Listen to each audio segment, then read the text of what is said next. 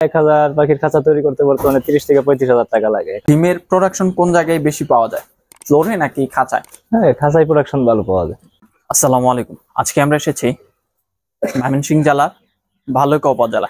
এখানে আমিনুল ভাই ছাদের উপরে গড়ে তুলেছেন 4000 কোয়েল পাখির সুন্দর একটি খামার।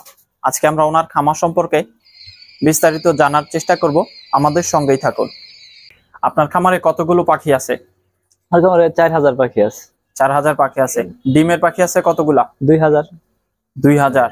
আর বাচ্চা আছে কতগুলা? 2000। বাচ্চাগুলোর বয়স কতদিন? এগুলো বাচ্চাগুলো বয়স আজকে 8-9 দিন। 8 থেকে 9 দিন। এখন পাখিগুলোকে কতদিন ব্রুডিং করতে হয়? নরমালি 7 থেকে 8 দিন ব্রিডিং করলেই হয়। তারপর তাপমাত্রা বুঝলে বোঝা যাবে যে কেমন ব্রিডিং চাই কিনা। খাঁচায় পাখি পালন করতেছেন, আপনার এই খাঁচাটা তৈরি করতে কত টাকা খরচ হয়েছে? খাঁচা তৈরি করতে প্রায় 1000 পাখির খাঁচা তৈরি করতে বর্তমানে 30 থেকে 35,000 টাকা লাগে 1000 পাখি। পাখিগুলোকে কি খাবার দিচ্ছেন? পাখিগুলো তো লেয়ার খাবার খাওয়ানো হচ্ছে ডিমের জন্য, যেটা এটা লেয়ার খাওয়ানো হয়, আর যেটা ব্রিডিং আছে ওইগুলো ব্রয়লার। ডিম আসার আগ পর্যন্ত ব্রয়লার খাবার খাওয়ানো হয়। আপনার এই খাঁচাতে কতগুলো পাখি আছে? খাঁচাতে প্রায় 2টা খাঁচাতে প্রায় 300 মতো পাখি আছে। 300 পাখি আছে খাঁচার মধ্যে। আর নিচেও তো আপনি পাখি পালন করতেছেন। হ্যাঁ, অবশ্যই। খাঁচায় পাখি পালন করা বেশি সুবিধা নাকি ফ্লোরে পালন করা বেশি সুবিধা? খাঁচায় পালন করার সুবিধা আছে, কিন্তু পরিষ্কারটা একটু অসুবিধা লাগে আর কি, যে ময়লাটা পরিষ্কার করতে হয় ডেইলি, আর ফ্লোরটা ডেইলি পরিষ্কার করতে হয় না।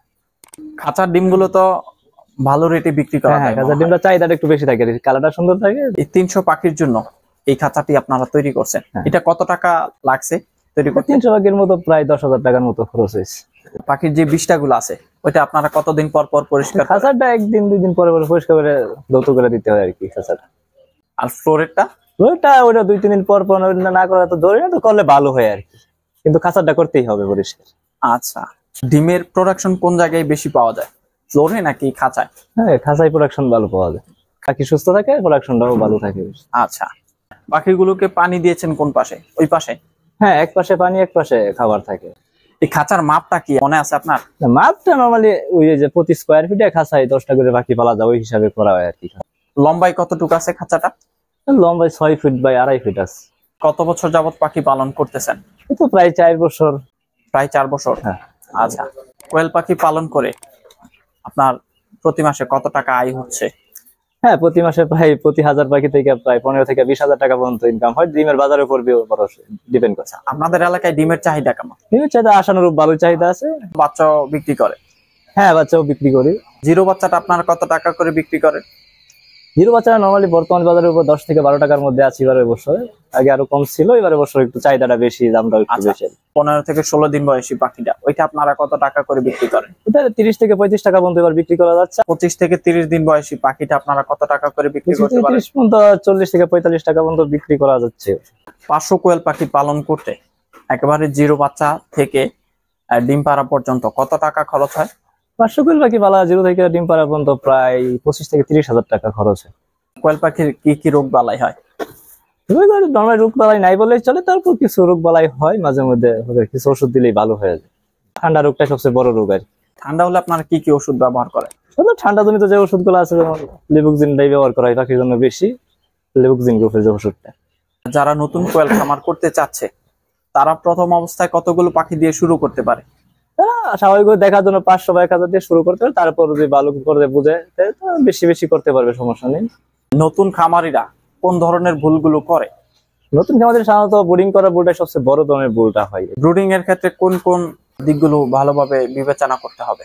ব্রিডিং এর দিকে দেখতে হবে পাখিগুলা কেমন সুস্থ আছে না অসুস্থ আছে। অসুস্থ থাকলে কিছু ওষুধ ব্যবহার করতে হবে। আপনারা পাখিগুলো দূর দূরান্তে কিভাবে পৌঁছে দেন? গাড়ির মাধ্যমে বিভিন্ন জায়গায় পৌঁছানো হয় আর কি। আমাদের খামার থেকে এসে নেওয়ার জন্য উৎসাহ দিই আমরা। আপনার পাখিগুলো দেখছি যে হা করে শ্বাস নিতেছে, এটা একটু রোদের কারণে, একটু গরম পড়ছে তো, ওই গরমের জন্য একটু শ্বাস নিচ্ছে। আপনার এখানে এগুলো কি জাতের পাখি? এগুলো জাপানি। এই পাখিগুলো কতদিন বয়স থেকে ডিম দেওয়া শুরু করে? স্বাভাবিক 40 থেকে 45 দিন বয়স থেকে ডিম দেওয়া শুরু করে। পাখিগুলোকে কোনো প্রকার ভ্যাকসিন দিতে হয়? হ্যাঁ, প্রতি মাসে একবার ভ্যাকসিন করা হয়। রানীক্ষেত বা গাম্বরা এইগুলা ভ্যাকসিন গুলা একটু দেওয়া হয়।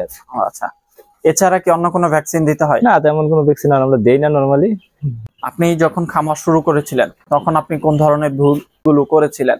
প্রাথমিক অবস্থায় আমার বোর্ডিং করাটা একটু সমস্যা মনে হয়েছিল, তারপর আস্তে আস্তে সমস্যার সমাধান হয়েছে। প্রায় 4 বছর যাবত পাখি পালন করতেছেন। পাখি পালনের ক্ষেত্রে কোন ধরনের সমস্যাটা বেশি হয়? হ্যাঁ, বেশি সমস্যা না, রোগ বালাই তো তেমন নাই বলে চলে। তো মোটামুটি যাই হয়, রোগ বালাইটা হলে একটু ভয় থাকে আর কি, যে কি না কি হয়। কোয়েল পাখি নিয়ে আপনার পরবর্তী চিন্তা ভাবনা কি? একসাথে 10,000 করার টার্গেট আছে, দেখা যাক আল্লাহ বলে। কৃষি সম্পর্কিত নতুন নতুন ভিডিও পেতে চোখ রাখুন সোনালী দিগন্ত ইউটিউব চ্যানেল ও ফেসবুক পেজে। ধন্যবাদ সবাইকে।